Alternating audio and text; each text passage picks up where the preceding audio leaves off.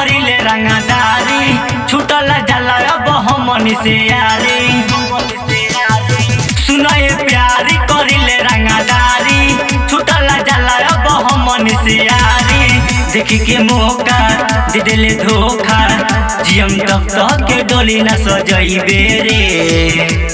जाता रे तो जोरे पगली होगे नाही बइबे रे महारब गोली डोली में जब जइबे रे जाता रे तो जोरे पगली होगे नाही बइबे रे महारब गोली डोली में जब जइबे रे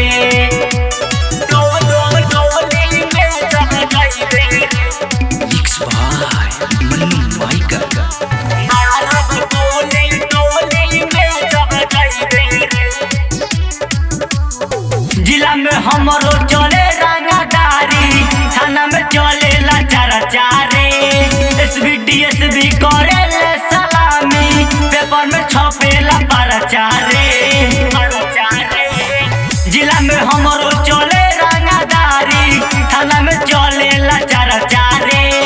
एसबी करे ले सलामी पेपर में छपेला परचारे बेतिया जिला के रंगदार हम अब दूसरा से मांग भरवइबे रे जाता रे तो जोरे पगली होगे नाही पइबे रे महारब गोली डोली में जब जइबे रे जाता रे तो जोरे पगली होगे नाही पइबे रे महारब गोली डोली में जब जइबे रे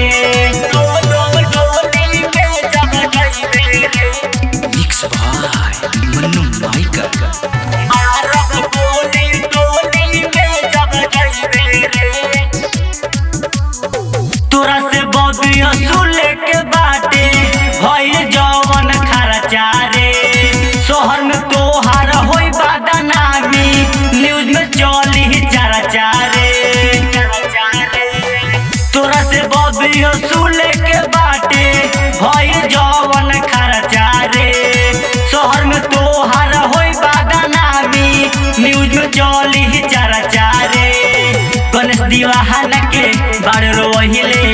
अब मनु के साथे में जइबे रे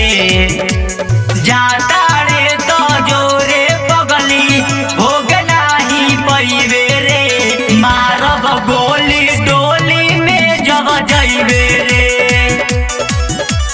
जाता रे तो जोरे पगली होगे नाही पइबे